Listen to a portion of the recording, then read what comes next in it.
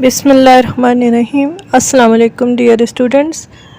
आज मैं आपको chapter 4 biology support and movement के इम्पॉर्टेंट एमसीक्यूज़ और इम्पॉर्टेंट क्वेश्चंस बताऊंगी। पहले हम एमसीक्यूज़ की तरफ आ जाते हैं।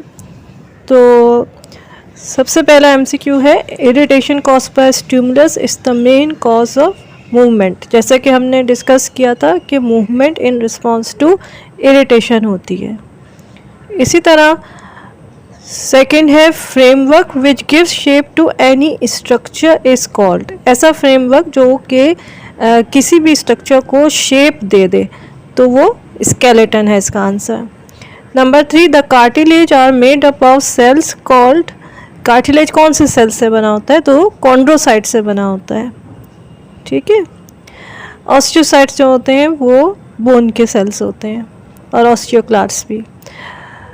नंबर 4 है, the head of femur attached with. Head of femur किस बोन से अटैच्ड होता है? तो ये पेल्विक गर्डल की एसेटिबुलम से अटैच होता है और एक बॉल एंड सॉकेट जॉइंट बनाता है। ठीक है, हिप जॉइंट जो होता है।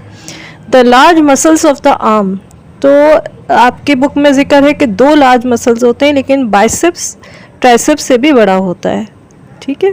The band of tough fibrous connective tissue which is attach to bone at joints is called. तो ये लिगामेंट कहलाता है, यानी कि जो 2 जॉइंट्स को आपस में जोड़ते हैं वो कनेक्टिव टिश्यू कौन सा है? तो वो लिगामेंट है। ठीक है। Softening and weakening of bone in children due to deficiency of vitamin D. तो बच्चों में डेफिशिएंसी ऑफ विटामिन डी से क्या होता है? तो बीमारी होती है, उसका नाम है रिकेट्स, जिसमें सॉफ्टनिंग हो जाती है, बेंडिंग हो जाती है बोन्स की। नंबर 8 पे है, the muscles which is responsible to straighten the limb. वो लिम्ब्स को सीधा कौन करता है? स्ट्रेटन कौन से करते हैं? यानी कि जब वो फोल्ड हो जाती है लिम्ब तो वो फ्लेक्शन होता है, और जब वो स्ट्रेटन होती है तो वो एक्सटेंशन होती है। तो मसल्स कौन से होंगे? Extensor. The pair of muscles where both direct in opposite direction. तो ये हमने लेक्चर में डिस्कस किया था कि इसको एंटागनिस्ट कहते हैं, ऐसे 2 मसल्स को जो ऑपोजिट डायरेक्शन में काम करें। अब हम आ जाते हैं कि कौन से शॉर्ट और लॉन्ग क्वेश्चंस इम्पॉर्टेंट हैं।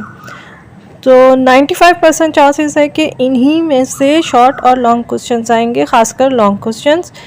शॉर्ट क्वेश्चंस में कभी कभी रीजनिंग क्वेश्चन बुक में से कहीं से भी आ सकता है, तो आप चैप्टर को अच्छी तरह समझें तो आप उसका जवाब लिख सकेंगे। शॉर्ट क्वेश्चंस में जो मैंने दिए हैं उनमें से ज़्यादा important main functions of skeleton है। कोई डेफिनेशंस आ सकती हैं, जैसे नास्टिक मूवमेंट या टेक्टिक मूवमेंट से ऊपर। डिस्टिंग्विश बहुत इम्पॉर्टेंट है बोन एंड कार्टिलेज का, एक्सोस्केलेटन और एंडोस्केलेटन का।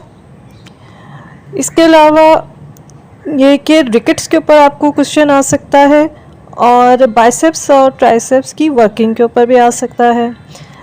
लॉन्ग क्वेश्चन में सबसे मेन इम्पॉर्टेंट तो यही है कि prove that the skeletal system is a dynamic system. इसके अलावा जो है वो बोन डिसऑर्डर्स पे आ सकता है, या किसी भी एक डिसऑर्डर पे आ सकता है, जैसे आर्थराइटिस पे क्वेश्चन आ सकता है, और relationship of obesity and arthritis उसके साथ ज्वाइन होके कि आर्थराइटिस क्या होती हैं, उसके टाइप्स क्या होते हैं, उसके कॉजेज़ और सिम्टम्स क्या होते हैं, उसके साथ आपको ओबेसिटी की रिलेशनशिप भी आ सकती है। तो ये आपके शॉर्ट और लॉन्ग क्वेश्चंस थे। उम्मीद है आपको समझ आया होगा, और ये इंशाल्लाह आपके एग्ज़ाम्स में आपके लिए हेल्पफुल होंगे। अल्लाह हाफ़िज़।